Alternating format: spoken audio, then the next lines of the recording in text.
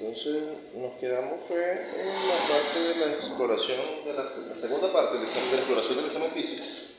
La primera parte contemplaba el examen de mama y examen de abdomen.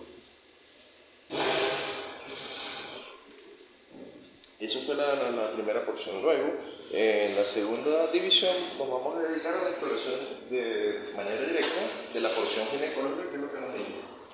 En el examen más específico del área ginecológica. La posición ideal o la posición común o la posición usual para la exploración ginecológica va a ser la posición de dicotomía dorsal, o sea, la posición que contempla a la paciente acostada boca arriba con el borde de la nalga llegando al borde externo de la mesa ginecológica y los pies van a estar flexionados, los muslos flexionados y las piernas descansando sobre dos estribos que, y dependiendo del modelo de la cama, pueden ser distintos, ¿no? La ubicación en donde estén.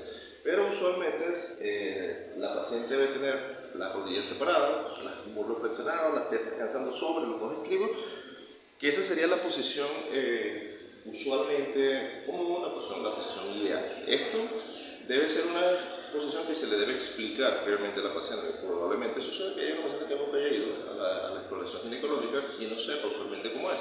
Entonces uno no debería dejar sobreentendido muchísimas cosas, sobre todo en esta esfera de la parte ginecológica, dejar entendido algunas cosas pudiera terminar siendo complejo en el sentido de que pudieran ser dejar a la imaginación o a la interpretación o mala interpretación algunas circunstancias que suceden. Por lo cual, siempre debe ser prudente que ustedes le manifiesten exactamente lo que van a hacer. O sea, cada vez, porque colocar la mano en algún punto de la anatomía de la mujer pudiera malinterpretarse si la paciente, si no se le explica previamente, y sobre todo si la paciente no ha ido nunca, porque de pronto la paciente que ya ha ido quizás sabe cómo es la situación y sabe realmente lo que se va a someter y probablemente comprenda lo que está pasando, pero sobre todo en pacientes adolescentes, o no necesariamente adolescentes, pero una paciente que va por primera vez, indistintamente la edad que tenga, ustedes tienen la obligación de decir qué le van a hacer, dónde van a tocar, por qué van a tocar esta parte. Por ejemplo, cuando ustedes van a entreabrir los labios mayores, pues deben explicarle qué lo van a hacer para colocar el espéculo. La paciente debe saber qué es lo que va a suceder en cada proceso, porque de pronto va a sentir que le van a colocar algo dentro de la vagina y ustedes no le dijeron nada, o ya no se imaginaba que eso iba a ser de esa manera, y lo puede interpretar como una invasión a su intimidad o incluso vulnerar su situación individual, y eso incluso pudiera terminar hasta en circunstancias problemáticas desde lo legal.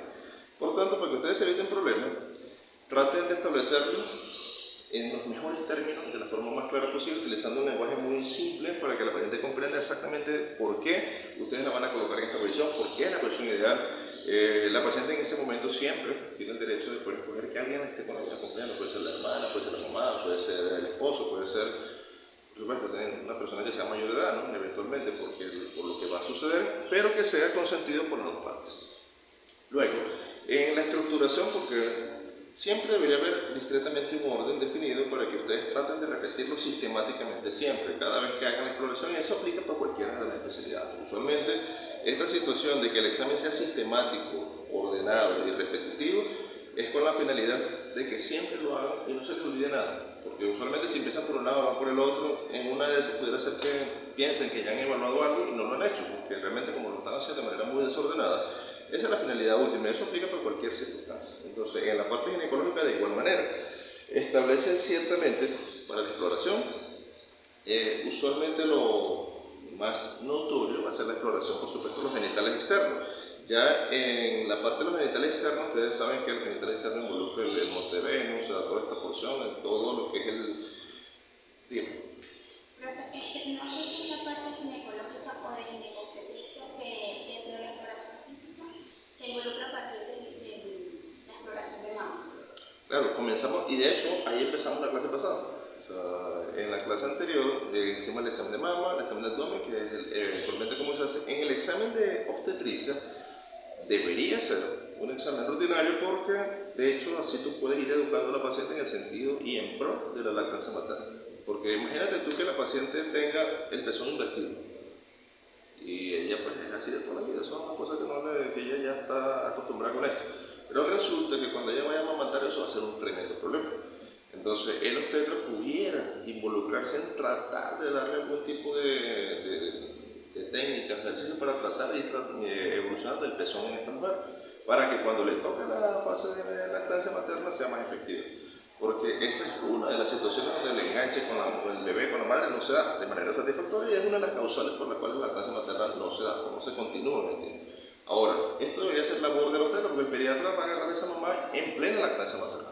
Cuando la mamá vaya al pediatra, porque el bebé no le quiere matar, no le quiere agarrar, entonces el pediatra se va a dar cuenta que el pezón no tiene una condición anatómica convencional y empezar a estimular la mama ya congestiva, con leche materna, es más doloroso, más complicado. Y el pediatra siempre dice, no, ya quedé bola, porque el obstetra no le dijo nada. Entonces, porque el obstetra no le examinó la mama, no se dio cuenta que esto pasaba. Probablemente porque consideró que era más importante el bebecito, por lo demás que no es que no deje de ser importante, pero el examen de mama debería estar rutinario dentro de la exploración del control prenatal. Y por supuesto, ahora dentro de la exploración ginecológica gana mayor importancia en el sentido de, no de lactancia materna porque no va en ese sentido, sino de tratar de determinar alguna anomalía, sea infecciosa, tumoral, cancerígena, en la mujer desde el punto de vista de prevención. Porque cuando la mujer acude por dolor o por una lesión ya circunscrita, pues es más simple porque va a decirle al ginecólogo dónde va a buscar. Pero cuando la mujer no tiene ninguna manifestación, el ginecólogo debe empezar a tratar de conseguir lo que no es evidente aún todavía. Entonces, en obstetricia sí es necesaria la exploración de mama y en ginecología de igual manera debería ser un examen que no debería ser excusable que no lo haga. Entonces, los genitales externos, todo lo que es eventualmente visible, luego identificar cualquier circunstancia que delimite al introito, por supuesto ingresar dentro de la vagina y ver toda su longitud. El fondo de la vagina va a estar el cuello del útero, si la paciente aún tiene el útero aún, va a estar el cuello visible. Luego, en este orden sistemático, pasar a la palpación bimanual, que es como una mano colocada en el abdomen y la otra colocada en la vagina. Y la palpación rectal o recto vaginal es colocar la mano exploradora, que sea usualmente la derecha, e introducir el dedo dentro de la porción rectal o incluso recto vaginal, que significa colocar un dedo en la vagina y un dedo en la parte rectal. Con el cuidado necesario de que, por supuesto, es la mano que tiene que tener guante, pero el dedo que se introduzca en la porción rectal no debe ir en ninguna condición a la parte vaginal, porque si no, esto por supuesto va a condicionar un problema infeccioso. Entonces, el dedo explorador que se va a introducir en la vagina no es el mismo que va para la parte rectal ni el rectal que viene para la parte vaginal. Por tanto, una opción es introducir un dedo individual, uno en la parte rectal, en la parte anal, y determinar el tabique recto vaginal. Ahí en ese proceso, ¿para qué se hace esto? Eventualmente hay ciertas recomendaciones después de los 40 años, otras es en los pacientes con cáncer, usualmente el cáncer de cuello, que usualmente puede dar metástasis a esa zona, y los pacientes con endometriosis, son otras las que serían candidatas a hacer exploración en este sentido. En caso de que se presente cáncer de cuello, ¿qué pasaríamos a tratar? Bueno, cuando la paciente tiene un cáncer de cuello, tiene varios estadios, que es 4 estadios de cáncer de cuello. En el estadio 1 usualmente la lesión está limitada al cuello. Ya en el estadio 2 ya sale del cuello y invade todo lo que es la porción de la cúpula superior, es decir, llega a vagina y puede invadir los parámetros. Los parámetros estábamos hablando que era el sistema de soporte, de suspensión del útero, que eran los ligamentos de Mäckel, los ligamentos uterosacro y el domo de la porción vaginal. A eso nos referimos cuando invade los parámetros. Pero el ligamento de Mäckel llega a la pared pélvica. Entonces, ustedes tratar de examinar si el parámetro está invadido, endurecido, fibrosado, desde que se une al cuello hasta que llega a la pared pélvica, pues a través de la vagina no van a poder hacer esto. Entonces van a tener que introducir el dedo en el recto y tratar de delimitar si la fibrosis que va desde los parámetros llega a la pared pélvica. Y ustedes van a poder palpar eso realmente endurecido. Entonces ustedes van a darse cuenta que de esta manera, por eso es que el libro dice que la estadificación del cáncer de cuello es clínica. El diagnóstico es histológico, la estadificación clínica en el cáncer de cuello. O sea, ustedes van a determinar si el grado de extensión de la enfermedad ha llegado, si está limitado solo a los parámetros o llega a la pared pélvica, que ya el estadio cambia en ese sentido. De todos modos, es verdad que se necesitan estudios de imagen para saber si hay invasión a vejiga, o sea, si hay invasión a recto, si hay ganglios visibles, si hay una metástasis a distancia, puede ser hueso, hígado, pulmón, cerebro. Eventualmente ustedes saben que para esto necesitamos estudios de tensión que para determinar finalmente la estadificación final. Pero en primera instancia ustedes pueden poder determinar si hay invasión mucosa, vagina, parámetros y que si estos parámetros llegan a pared pélvica. Ahora, en esta situación de los genitales externos, pues eventualmente en primera instancia ustedes van a delimitar de forma visual si las circunstancias se encuentran dentro de la normalidad. Ustedes van a ver en este momento lo más notable, que es la distribución del vello púbico. O sea, a menos que la paciente esté realmente extremadamente rasurada, que ustedes no puedan delimitar exactamente los bordes pero sí puede permitir el nacimiento del vello púbico. Ustedes pueden darse cuenta que lo normal es que sea una pirámide invertida. Es decir, que en el borde superior tenga la base y se dirige hacia abajo el vértice de la pirámide, o sea, en dirección hacia la horquilla vulvar superior. Por lo tanto, esa sería la distribución ginecológica normal, una pirámide invertida cuando es de forma romboidal. Es decir, que en vez de hacer la base que arriba, sino que empieza a crecer hacia la línea valva abdominal, esa es una distribución hiperandrogénica. Es decir, tiene algún estímulo hiperandrogénico por alguna razón, pudiera ser por un ovario poliquístico o alguna otra causal que le esté provocando aumento de este sentido. Luego, ustedes pueden ver que usualmente el clítoris no es muy extremadamente prominente. Algunas mujeres lo pueden tener, esto también puede ser un signo de hiperandrogenismo. La coloración, en este sentido, también es importante. Ustedes recuerden que los labios mayores son un borde cutáneo completamente, los labios menores son mucocutáneos, es decir, el borde externo es piel, el borde interno es mucoso. Y la mucosa usualmente tiene una coloración como sonrosada o rosada, pálida, y la parte de la piel va a depender de la característica individual de la mujer, si es blanca, si es de raza oscura, o sea, dependiendo de la característica individual de la mujer, pero pudiera haber una hiperpigmentación diferente al resto de su tez normal. O sea, puede ser una mujer muy blanca que toda esta zona está muy oscurecida, la zona genitalia. Ustedes dan cuenta porque tiene una hiperpigmentación. Entonces, tal cual, yo no sé si ustedes se dan cuenta de la cantosis nigricum, que es una hiperpigmentación que le aparece aquí en el cuello a las mujeres, que se le ve muy notable el oscurecimiento de la piel. Y esto tiene que ver usualmente por resistencia a la insulina, pacientes con obesidad, resistencia a la insulina, diabetes, usualmente una condición metabólica. Entonces esto se puede reflejar tanto en el borde del cuello, axila, ingle, genitales, y es una situación para ustedes orientar en qué condiciones puede estar esta mujer. Por supuesto, los orificios naturales van a ser evidentes. Ustedes pueden ver el orificio uretral, el orificio vaginal, el orificio anal. Y en el orificio anal, la porción del perineo, si tiene algún tipo de laceración, fisura, hemorroide, eso ustedes lo pueden delimitar desde el punto de vista visual. La paciente no necesariamente es visible, notable en los orificios de las glándulas mayores, los orificios de las glándulas de Skene, que están usualmente a cada lado del orificio uretral, y los de la glándula bartolina, que están en el tercio inferior del año. Entonces, en ese punto, pudieran ser visibles los orificios, pero de pronto no. Ahora, ustedes van a explorar esta situación. Si ustedes logran el orificio uretral está arriba, haciendo presión sobre el borde uretral, ustedes pueden provocar salida de alguna secreción a través de la uretra, que no debería salir nada. Pero si ustedes provocan una salida de una secreción amarillenta, purulenta, ustedes, y la paciente además refiere a disuria, ardor, algunas refieren como si estuvieran orinando tierra, realmente de la incomodidad tan dramática que esto representa, ustedes pueden empezar a sospechar de una infección, incluso por Neisseria gonorrea, pudiera ser alguna opción. La otra, en las glándulas de Skene también pudiera haber secreción que no es normal, y las glándulas de Bartolino no son palpables, no son dolorosas. Es decir, ustedes introducen un dedo dentro del labio vulvar y con el otro del pulgar toman el labio, lo que involucra el labio mayor y menor y el tercio inferior, ustedes tocan ahí y no van a poder delimitar una glándula en condiciones normales, no va a tocar nada, van a tocar el repliegue del borde de la horquilla vulvar. Pero si ustedes logran delimitar algún aumento de volumen tumoral, ustedes saben que en las glándulas, que es lo natural que van a encontrar ahí, aumentar el volumen por un quiste, usualmente doloroso. Ahora, puede ser porque además de la lesión quística, esté sobreinfectado, que llama acceso. Entonces debe ser un quiste o un acceso a la glándula bartolina. Esto no debe pasar en condiciones naturales, pero si usted lo encuentra, debe ir a recibir tratamiento. La glándula bartolina, lamentablemente, cuando aparece la primera vez, es repetitivo. O sea, que le aparece un acceso por oportunidad, resuelve, mejoró y va a volver a aparecer y va a volver a aparecer. El tratamiento usualmente va a ser la enucleación de la glándula. Hay varias. A veces el acceso busca un orificio de salida, se va a romper, va a eliminar, va a drenar. Otras veces nosotros mismos podemos hacer la incisión para hacer un drenaje simple.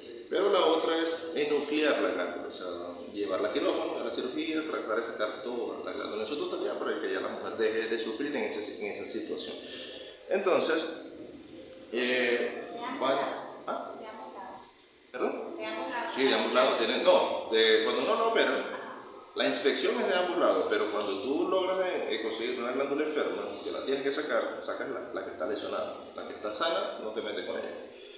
Hay una premisa fundamental en cirugía que uno no debería sacar órganos sanos. Ya sacar órganos sanos ya interviene en otra situación. O sea, se puede prestar a malas interpretaciones, y entonces hay una normativa que dice, desde el punto de vista de ética, uno no debe sacar órganos sanos, porque esto se puede malinterpretar. Entonces, que cuando hay una norma que te permite a ti sacar un órgano sano, entonces eso pudiera empezar a permitir el tráfico de órganos, o sea que a la interpretación individual cada quien la toma a su conveniencia. Entonces hay una normativa que te dice que no deberías sacar órganos sanos. Se saca la lesión, que la glándula está lesionada, y tú le dices, bueno, como prevención para que no lo haga, pero de pronto quizás no lo haga nunca. O de pronto sí, pero si lo empiezas a hacer, tú lo sacas en ese momento. Entonces, bueno, tienes que eventualmente diferenciar todas estas situaciones, cambios de coloración, presencia tumorales. Dentro de la cambio de coloración no necesariamente solo la hiperpigmentación, pudiera ser la pérdida de coloración también. Incluso puede ir desde una situación benigna como el vitiligo a otra condición oncológica que pudiera notar este tipo de cambios. Por tanto, todos los cambios de coloración a nivel vulvar, a menos que sea muy notorio, muy evidente la benignidad, deben ir a biopsia. Si es porción de piel, porque es la porción cutánea, y si es de mucosa, porque interviene la porción mucosa. Ustedes saben que las lesiones de vagina y de vulva son muy raras. O sea, en el orden de cánceres ginecológicos, algunos van del 3 al 1% de la incidencia, es decir, que es de manera rara. Un cáncer de vagina, un cáncer de vulva, es una patología muy poco frecuente, muy rara, pero si llegase a suceder en alguna mujer, pues lo ideal es tratar de resolverlo lo más precoz posible antes de que termine en una cirugía tan dramáticamente compleja como es una vulvectomía, que es tratar de eliminar toda la porción del cuerpo.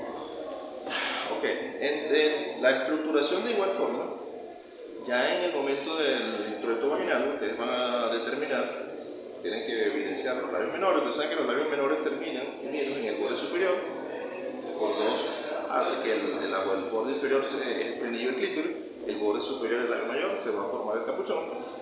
Dentro de este va a estar el clítoris, que como les dije, en algunas mujeres puede ser más notorio que otras. No significa que sea una anomalía, una normalidad, sino que dependiendo del influjo hormonal que pueda tener, pudiera ser un poco más notable que en otros. El orificio uretral, por supuesto, siempre debe ser visualizado. El himen, el perineo y la región anal. Como les comentaba, incluso pudiera ser una situación de que ustedes pudieran dar diagnóstico como la de las causales de sangrados que no son vaginales. Algunas mujeres dicen, no, me está sangrando inclusive por menopausia, que tienen que utilizar una toalla sanitaria, pero probablemente no está sangrando por vagina, no tiene ninguna patología ginecológica, sino que tiene una hemorroide, y entonces sangra, moja la toalla, moja su ropa, humedece la ropa, perdón, de sangre, y se coloca una toalla y sigue sangrando. Entonces realmente piensa que es un sangrado posmenopáusico, porque es una patología de cáncer de cuello, cáncer de vagina, cáncer de útero, y no, porque está sangrando por hemorroide. Entonces es necesario tratar de conseguir todas las circunstancias. La otra, como les comenté, básicamente, ustedes introducen un dedo dentro del introito vaginal y el pulgar en el borde externo para hacer compresión en los bordes inferiores para tratar de determinar las glándulas bartolinas. Si, como les dije, de manera natural, normal, no las van a tocar. O sea, ni se palpan, ni duelen, ni molestan. Solamente cuando empiecen a palparse, molestar y doler, es una patología de la glándula bartolina. De manera natural, esto no se evidencia. Luego, desde el punto de vista de exploración, pues lamentablemente sigue pasando que pudiera ser a cualquier edad los abusos sexuales. Ustedes saben que también les toca explorar esto, evidenciar hematomas, úlceras, desgarros, todas las circunstancias que involucran todo esto, porque además, ustedes saben que antes de que hubiese la modificación de la ley del año pasado, siempre se dejaba, un los peritos forenses, que están adscritos al 6CPC y son nóminas del 6CPC, son médicos, pues ustedes cualquiera puede optar a esto.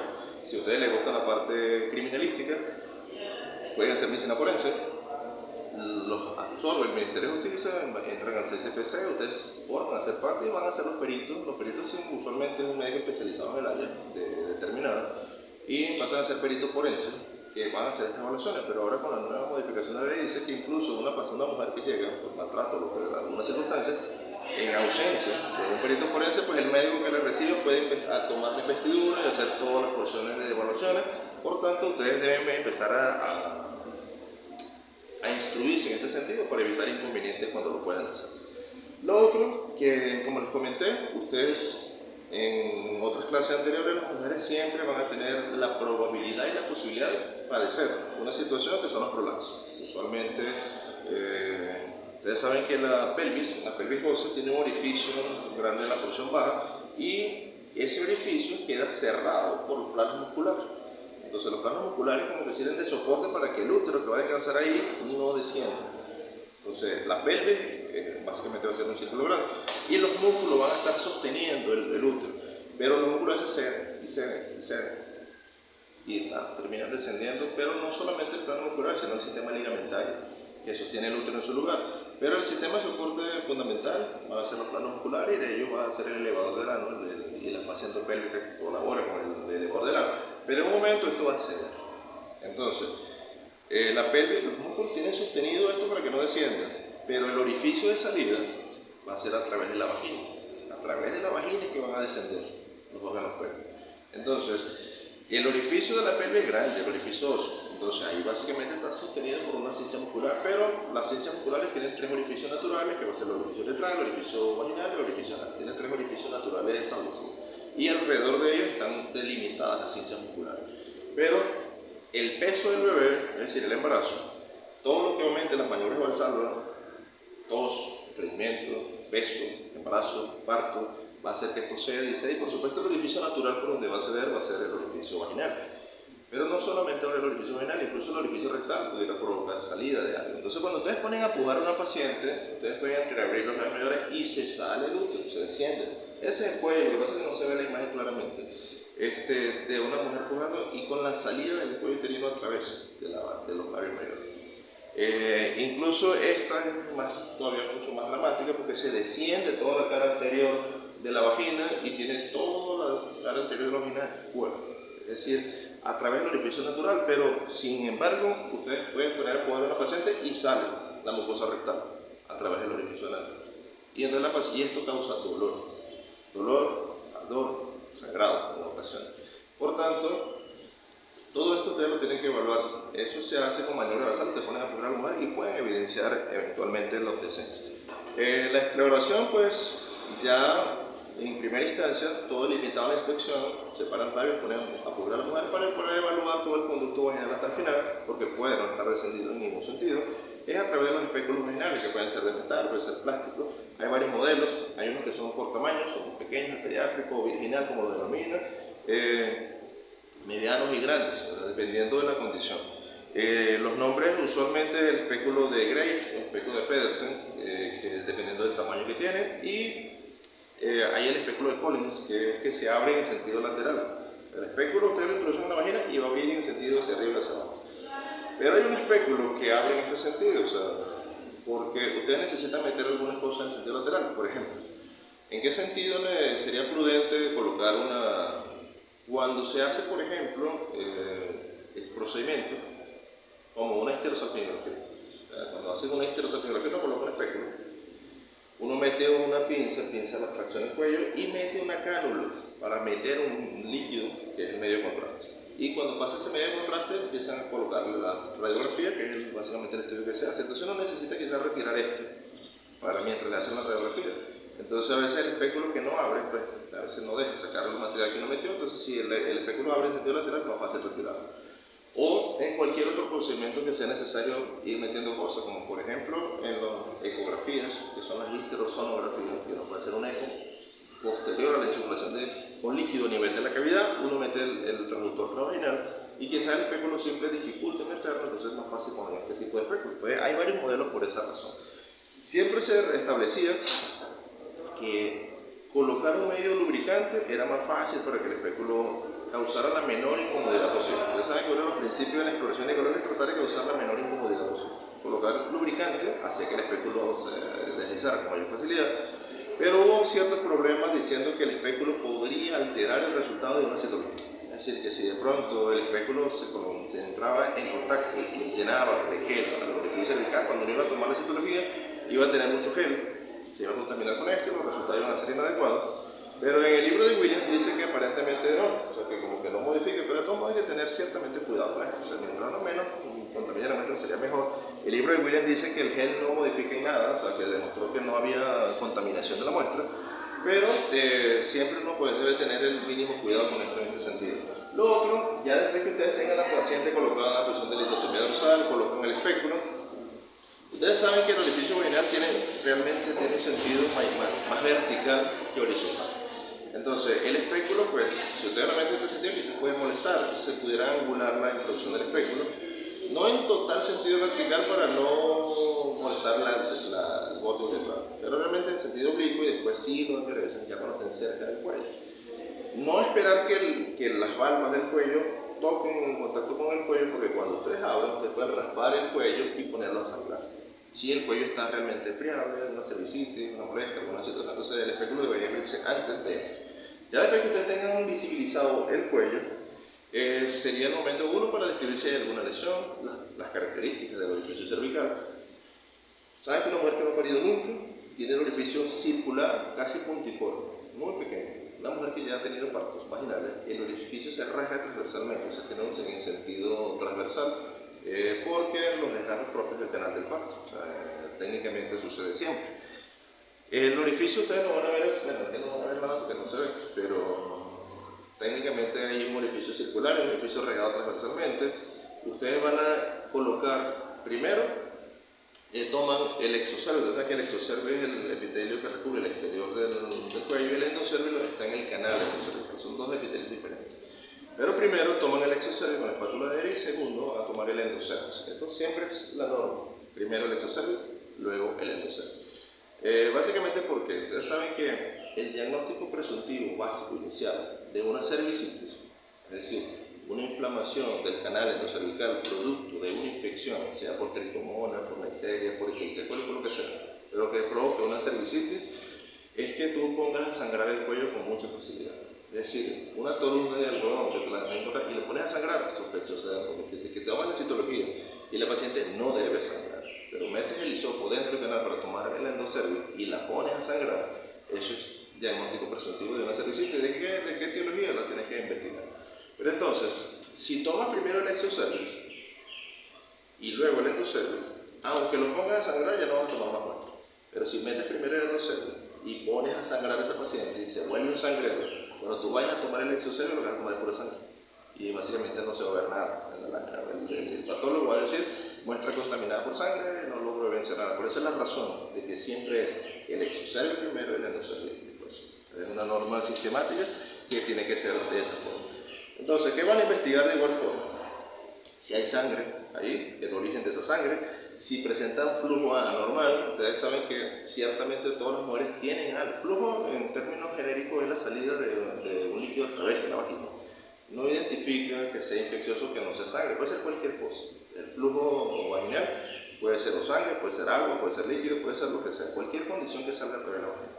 Entonces, y va tomando los nombres dependiendo de las características del flujo. Por ejemplo, ustedes saben que desde el punto de vista semántico de las palabras, dependiendo del color que tenga el flujo, le pone un nombre. Es decir, si la paciente tiene un flujo blanco, usualmente lo denominan como una leucorrea, porque el prefijo pues, que utiliza la palabra determina el color blanco y por eso tiene este nombre.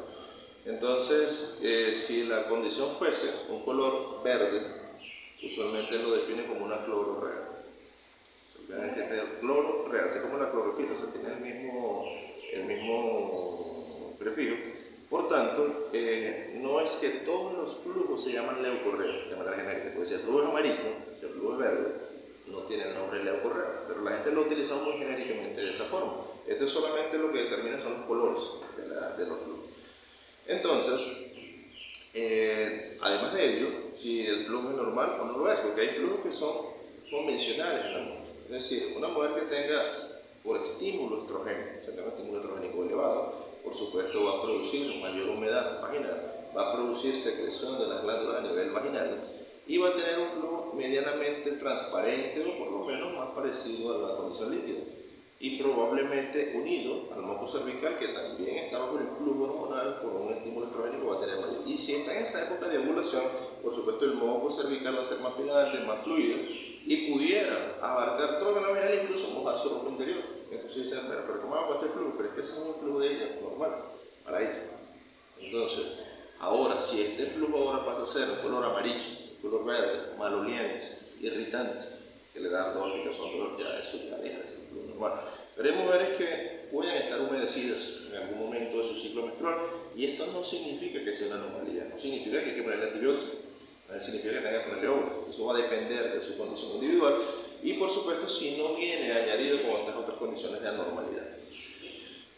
A nivel de la vagina, por supuesto, pueden haber lesiones de cambio de coloración, lesiones vasculares, lesiones quísticas, lesiones tumorales, cuando hablamos de lesiones tumorales, durante todo el tracto de la vagina puede haber la predisposición de tener una lesión por condilomas, que son las lesiones por BPH, las lesiones tumorales exofíticas típicas de la lesión por BPH.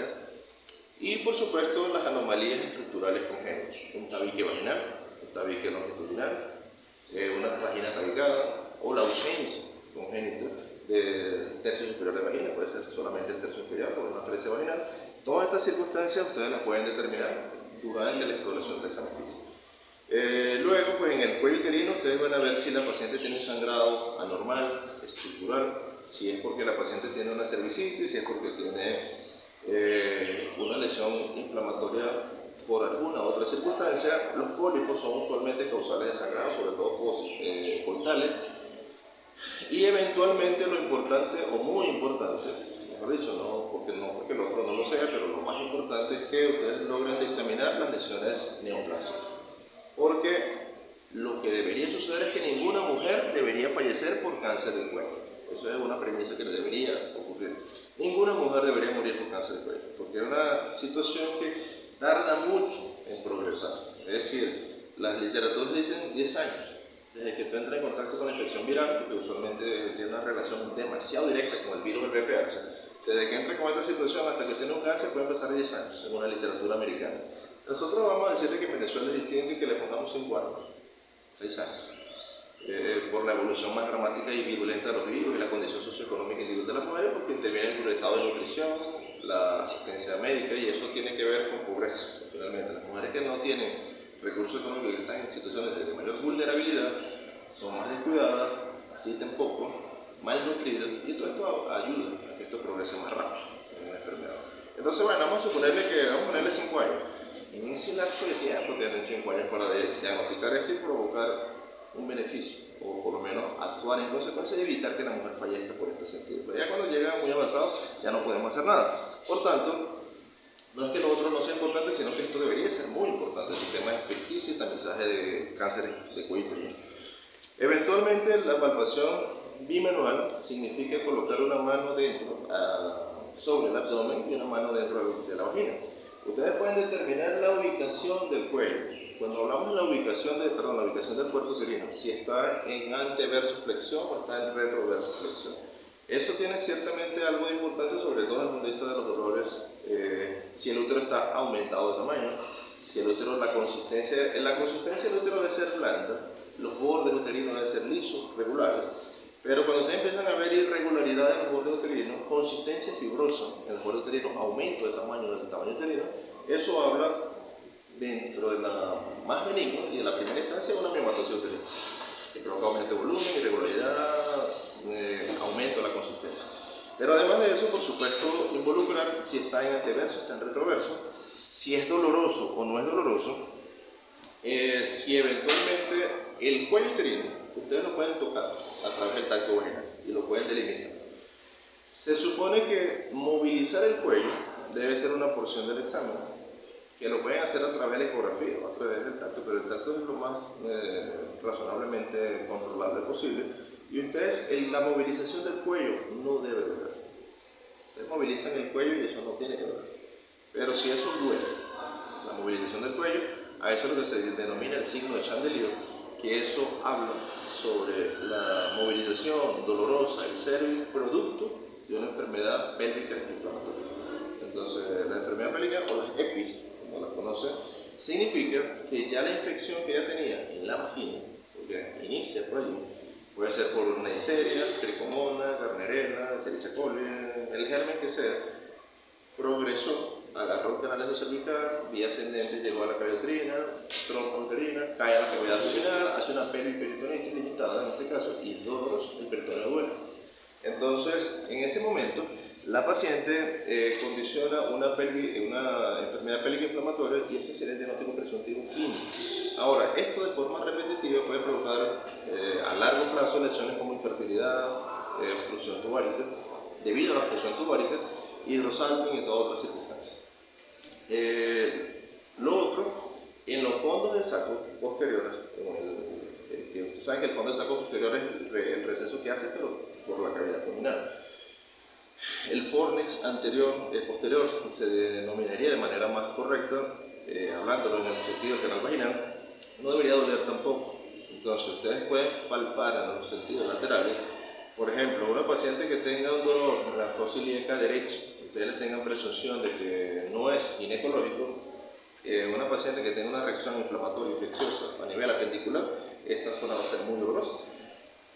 Una lesión tumoral ovárica, ustedes saben que los ovarios pueden no ser tan fácilmente palpables en una mujer, a menos que sea muy delgada, que la pared abdominal sea muy accesible, pero resulta que no es tan simple, no es tan fácil, probablemente no se haga con esa facilidad, pero en el dado caso que se pudiera hacer, usualmente el tamaño del ovario pudiera ser más o menos de 3 centímetros, que es lo que uno dictamina.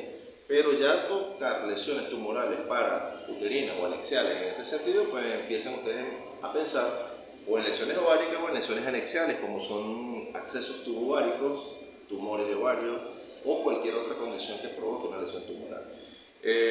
Luego, a través de la palpación manual, ¿qué tan probable puede ser que nosotros determinemos que un útero está en retroversión? no lo van a poder tocar. O sea, ustedes cuando metan la mano en la vagina y colocan la mano en la parte anterior del abdomen, aquí, con esta mano no lo van a tocar. Cuando está en ABF, en anteversoflexión, sí lo van a tocar. O sea, lo logras tocar con esta mano y lo delimitas con la mano que está en la vagina. Y lo tienes entre las dos manos. Entonces tú sabes que el útero está en ABF. Cuando está en retroversoflexión, metes la mano, vas a sentir el cuerpo del útero en el fornix posterior, pero esta mano no va a tocar nada. No va a estar ausente. Es decir, esa sería la condición de ver que el útero está en retroversión. No hay manera que con esta mano toque el útero. Aún así, la salida del exocérvix no es visible ni siquiera ¿Perdón? si logramos ver. No, el cuello lo vas a ver siempre con el espectro, no hay manera que no lo veas. Pero lo que sí cambia es que, vamos a suponer que este sea el cuello y este es el cuerpo del útero. Si el útero hace esto, el cuello va a estar tocando hacia el techo de la vagina. Y si el útero hace esto, el cuello va a estar dirigido hacia abajo. Entonces, lo único que tú vas a poder ver es que si estamos hacia arriba, estamos hacia abajo, pero lo vas a lograr ver igual. De hecho, esa es una de las sugerencias que hacen los que se dedican a infertilidad, tratando de justificar por qué una mujer con el útero en RBF no queda embarazada con facilidad. Entonces, cuando el útero está en RBF, hace como así, ¿viste? Entonces el cuello está como mirando hacia el techo de la vagina. Y el depósito del esperma, siempre por gravedad, cae como debajo, es decir, que como que no entra dentro del orificio cervical. Entonces pudiera ser una explicación de esto. Pero, básicamente, como es una situación espacial, o sea, ubicada en el espacio, si tú ves que la vagina, como una paciente acostada boca arriba, el cuello apunta hacia abajo, si tú pones la paciente boca abajo, resuelve el problema. Es decir, si cambias la posición sexual, ya resuelve la situación de la ubicación del cuello. Hablando de fertilidad. Ahora, la situación es que el cuello en retroversoflexión, siempre persistente, dolorosa, habla lamentablemente de una condición que es la endometriosis. La endometriosis es la siembra anormal, patológica, ectópica del tejido endometrial, y esto hace que se adhiera hacia el peritoneo posterior y no pueda volver a su posición normal. Es así como un sistema de adherencia a través de la endometriosis y es todo bueno. Entonces eso sí lo pueden palpar incluso a través de lo que pasa es que ahí está, lo que pasa es que no ves el dibujo. Vamos a ver si este se logra ver un poquito mejor. Este sería el útero en ABF normal. Esta es la mano del electrodo. Metes aquí, entonces entre las dos manos tú vas a tocar el fondo del útero. Haces presión a través de la pared abdominal y lo logras tocar. Pero cuando el útero está en retroverso flexión, el útero se va a ubicar hacia la pared posterior. Y cuando tú estás haciendo presión aquí, no vas a lograr tocar el fondo del útero. Y si el útero es muy pequeño, menos. O sea, no hay manera de que lo logres tener entre las dos manos. La infección rectal, como les comenté, hay algunas mujeres que sufren de sangrados rectales que pudieran confundir con sangrados vaginales en un punto, sobre todo en la época posmenopáusica, y decir que tiene un sangrado posmenopáusico y realmente no tiene nada. Desde los ginecólogos, ustedes llegan al ginecólogo con espectro, la vagina no es nada, el cuello no tiene sangrado, le hacen una eco y tiene un útero atrófico total, pero la paciente refiere de sangre. Y entonces probablemente sangre por una hemorroide, y nosotros no la veamos. Entonces ponemos a la paciente a la inspección, la paciente esa foto tampoco la ve, y la ponen a pujar y se sale la mucosa rectal o se exterioriza una hemorroide. Entonces que si no puja no se ve, la ponen a pujar y sale.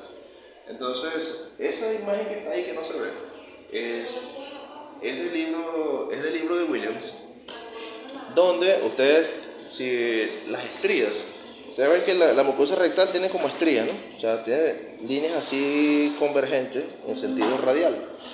Pero si se dan cuenta, desde aquí hasta donde están los asteriscos, no hay ni una sola. Es decir, todas las líneas estriadas que vienen en este sentido es como arruchado el efecto y se ve en la piel. Entonces, todas estas estrías, eso es natural que todas las mujeres lo tengan. Pero de aquí hasta aquí, todo el borde superior no está, no tiene ni una sola. Eso es por un desgarro del esfínter producto o de parto o de algún otro invento que ha hecho la mujer en ese sentido.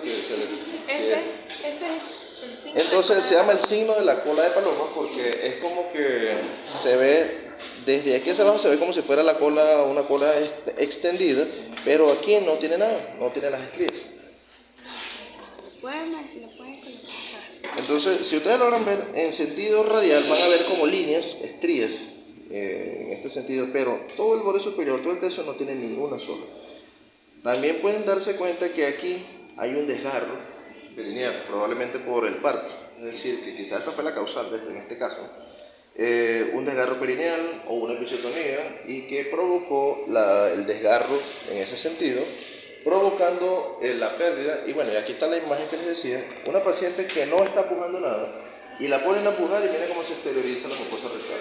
Se ve una posición en condiciones normales, dice bueno que puje, la ponen a pujar y se exterioriza la mucosa rectal. Entonces, esta paciente, pues básicamente esto puede ser causal de sangrado, puede exteriorizarse tanto la mucosa rectal como una hemorroide.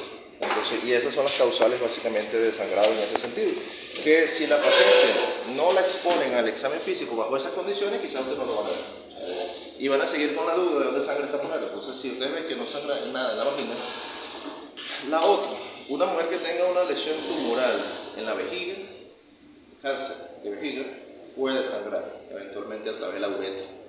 Es decir, que en los orificios naturales sería uretra, vagina, recto. Entonces la paciente sangra su ropa interior. En primera instancia ustedes se dedican a los ginecólogos, verificar que no sea la vulva, que no sea la vagina, que no sea el cuello, que no sea el útero. Ahora no es nada de esto, la mucosa rectal y de último la región uretral. ¿Y por ejemplo la sangre va a ser sangre menstrual, por ejemplo? No, pero el problema es que la paciente manifiesta que se está sangrando, entonces porque a veces esta es muy escaso. Y hay una paciente que dice, yo voy orino y me limpio y sangre. Cuando me limpio con el papel tiene sangre. Entonces usted tiene que investigar de dónde sale esta sangre. De pronto no es como una menstruación, pero ella manifiesta que hay sangrado. Y eso por supuesto no es normal. Y mucho menos si la paciente es menopáusica. Ahí usted tiene que empezar a volverse más acucioso. ¿Saben que la primera causal de sangrado por menopáusico es una situación benigna totalmente, que es la atrofia endometrial? Primera causa de sangrado por menopausia, atrofia endometrial. Entonces, eso es benigno, eso no va a terminar matando a la mujer, pero usted tiene que descartar que sea esto y que no sea otra causal. que usualmente pudiera ser ahora sí maligna por otras circunstancias. Entonces la exploración rectovaginal incluye poder colocar un dedo dentro de la vagina y un dedo en el recto. Por supuesto, teniendo la total consideración que el dedo enguantado que entró dentro de la porción rectal no vaya a ir a la vagina, ¿no? Por supuesto. Esto, ¿bajo qué circunstancias? Les comentaba que ustedes pueden tratar de delimitar la extensión de una lesión cancerígena, como por ejemplo en el cáncer de cuello. Pero hay otra situación que es la endometriosis. La endometriosis puede también provocar implantes en la región peritoneal, la región rectal, y pueden ustedes tocarlas como nodulaciones, como nódulos, consistentemente, con cierta firmeza y doloroso. Entonces, esta situación provoca dolor y a la palpación tiene nódulos que ustedes no pueden sospechar de endometriosis. Ahora, la paciente con endometriosis tiene una clínica muy característica, es un dolor cíclico intenso que es ligado a la menstruación. Luego, el Colegio Americano estableció que debería ser una recomendación en todas las mujeres después de 40 años, la guía de la menopausia después de los 50 años, desde el punto de vista regular, debido a que el cáncer colorectal también debería ser un motivo de investigación y de pesquisa para el ginecólogo.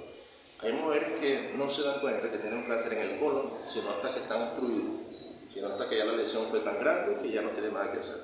Y usualmente la primera manifestación pudiera ser sangre en heces, es decir, el examen de sangre oculta en heces debería ser también un examen rutinario en las mujeres después de 50 años, porque hay que tratar de investigar esta situación, pero ustedes pueden hacer un tacto rectovaginal y quizás encontrarse con una tumoración a ese nivel. Entonces, la justificación del tacto rectovaginal es una paciente joven, muy joven, quizás no tiene una justificación muy precisa, pero ya después de los 40, 50 años quizás sí la tiene, o a menos que tenga una clínica muy florida de una situación de endometriosis. Entonces, ustedes pueden hacer el tacto rectovaginal, pudieran hacer en las pacientes que tienen lesiones oncológicas o cánceres de cuello, esto suele ser quizás doloroso y suele ser, puede provocar sangrado.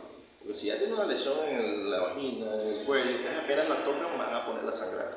Entonces, además de que suele ser doloroso, la paciente ya está sometida a una situación anímica, depresiva, todo lo demás, porque tienen el tremendo diagnóstico que le están poniendo y ustedes lo que están haciendo es estadificar la lesión que tienen.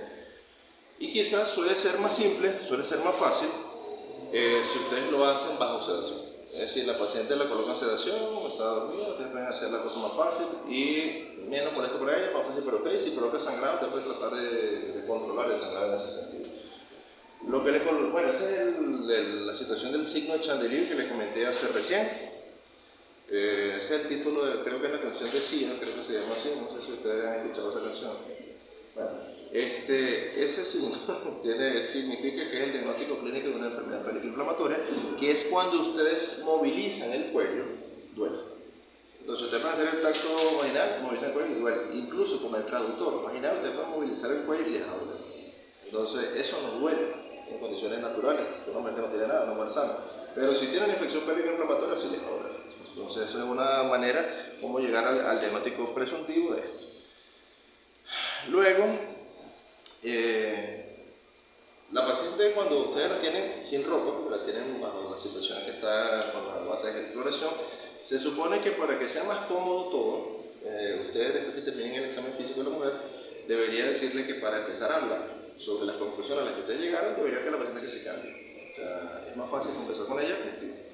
O sea, es más cómodo.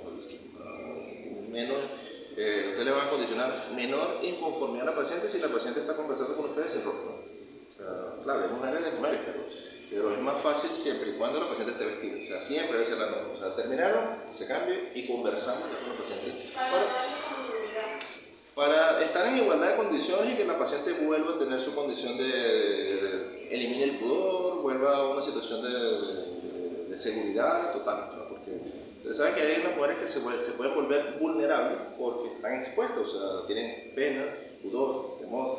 Entonces, que ella vuelva a su condición natural, vuelva a la situación de igualdad y conversamos otra vez. Y es más conveniente en todo sentido.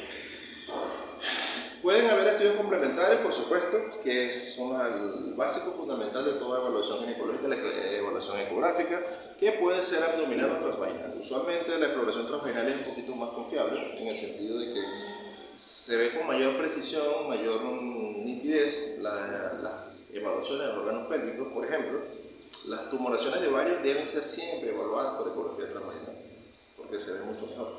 Ahora, cuando las lesiones son demasiado grandes, que se sale del marco de acción de la ecografía transvaginal, pues hay que hacer la vía abdominal, o sea, no queda de otro. Pero en primera instancia, de primera elección, debería ser por ecografía transvaginal. Claro, si una paciente no puede ser sometida a la ecografía transvaginal porque la paciente no lo quiere, que la paciente también tiene que decir que está de acuerdo con el examen, con dar su consentimiento. Uno puede ser porque simplemente no quiere, otro porque la paciente no ha tenido actividad sexual. Pudiera ser que abordar esta situación en una paciente virginal es un problema. Ahora, ¿qué opciones pudiera haber en este sentido? Si realmente es extremadamente necesario poder hacer una evaluación transvaginal, se pudiera plantear la opción de hacer una evaluación transrectal, es decir, introducir el traductor a través de la vía rectal.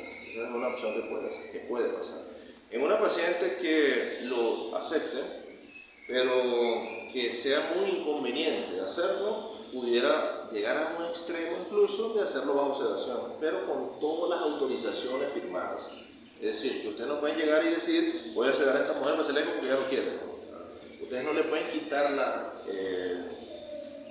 conciencia a nadie si la paciente no lo consiente. Es un problema legal. O sea, ustedes ya no le pueden llegar y dar anestesia a una mujer y sedarla si ella no lo consentió. O sea, ella tiene que haber consentido y ustedes le van a quitar la conciencia. Si no, es un problema legal. O sea, si ustedes van a someter a una paciente a una anestesia, a una sedación, o la que sea, donde la paciente pierde el estado de conciencia, o sea, que ella no pueda decidir por sí propio, ella tiene que firmar eso. Si no, ustedes pueden irrumpir en un problema médico legal. Entonces, hay pacientes que pueden ser sometidos. De hecho, hay algunos cirujanos pediatras que a veces abordaban la vía rectal para hacer un tacto rectal para hacer un diagnóstico presuntivo de apendicitis. Eso a veces lo hacían. Entonces, y eso es incómodo, molesto, doloroso y todo lo demás. Hacer una ecografía transrectal pudiera ser una opción también en estos casos. Otro, por supuesto, es dependiendo de la edad de la mujer, las mamografías. Que la mamografía no es que sea mejor que la ecografía, o sea, son estudios complementarios uno del otro. En las ecografías se ven cosas que en la mamografía no se ven, en la mamografía se ven detalles que en la eco no se ven. Por tanto, es un estudio complementario uno del otro. Por ejemplo, las microcalcificaciones patológicas de los cánceres de mama se ven en una mamografía, en el eco no se van a ver. Y lesiones quísticas simples, benignas, aunque sean muy grandes, se ven muy bien delimitadas por ecografía, se ven claramente identificables por ecografía, por mamografía no. Entonces, es decir que una cosa va a complementar la otra. Y como eso se clasifica, ustedes pueden establecer las lesiones de mama. Hay un sistema de clasificación internacional que se llama BIRATS. No sé si lo han escuchado, que es BIRATS 0, BIRATS 1, BIRATS 2, BIRATS 3, dependiendo de si es no concluyente, si es benigno, aparentemente maligno. Entonces, el sistema de clasificación BIRATS, ustedes pueden llegar y tener por mamografía una lesión BIRATS 2 y luego le hacen un ecograma y lo reclasifican como BIRATS 1 porque ahora lograron determinar que era una lesión quística muy bien delimitada y mejoraron la clasificación de la mujer. Por tanto, en este caso van a decir, no, pero es que entonces era mejor la ecografía, porque fíjate que con la ecografía reclasificamos a la paciente. No es que la eco sea mejor, básicamente que es un estudio complementario y puede ayudar a mejorarlo.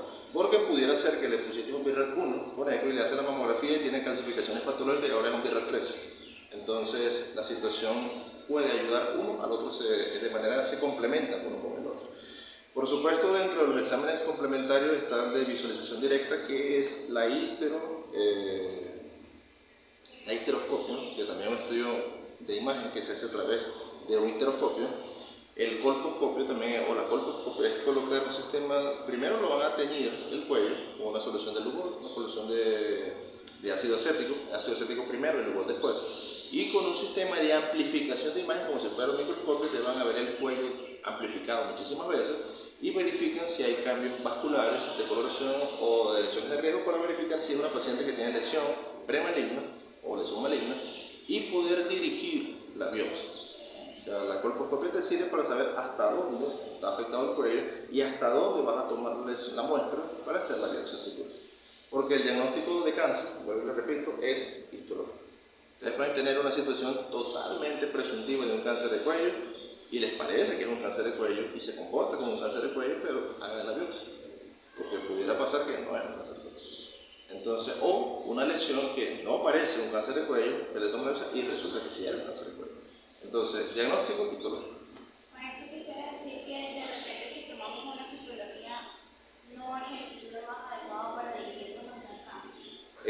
citología es el mejor estudio de screening, tamizaje, para poder determinar quién probablemente tenga una lesión anormal del cuello.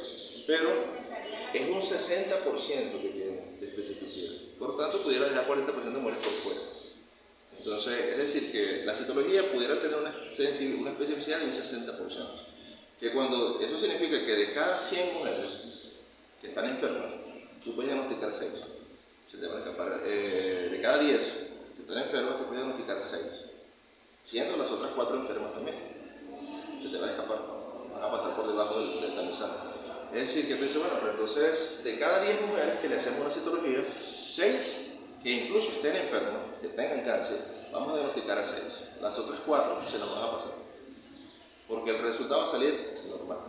Eso sería una falsa normalidad.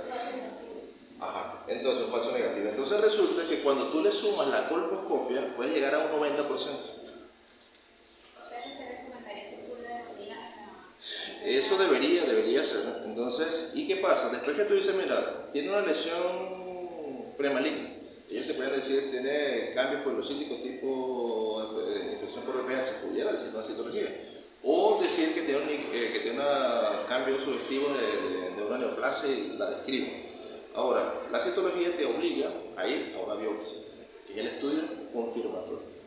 La citología es el estudio de sospecha, un sistema de screening, un tamizaje de sospecha. El estudio de diagnóstico contundente, la biopsia.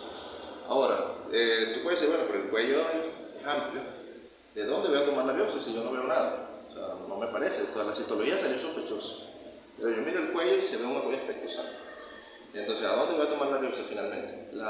Hacer una colposcopia te puede ayudar de dónde vas a tomar la muestra, en qué sitio realmente está sospechosa la lesión. después de la coloración? Después de la coloración, le coloca el ácido acético y se va a colocar, tú sabes que eso es por desnaturalización de proteínas. Entonces, se tiene una tinción blanca. Donde haya mayor producción de proteínas, se va a poner más blanca.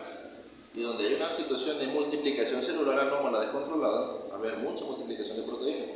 Y ese es el origen del cáncer, una multiplicación celular descontrolada, acelerada, anormal, se va a blanquear más. Y cuando le coloques el lugol, no va a captar lugol. Entonces va a ser una situación acetoblanca cuando le colocan el ácido acético y yodo negativa cuando le colocan el lugol. Entonces, ¿de dónde toma? De ahí. De donde esté la lesión blanquecina, donde esté la lesión yodo negativa. Bueno, entonces con esto terminamos con lo del examen físico. Nos queda el tema de la historia clínica, que se supone que debíamos haberlo terminado, pero bueno, lo terminamos el viernes. Y el examen quedaría entonces para el lunes.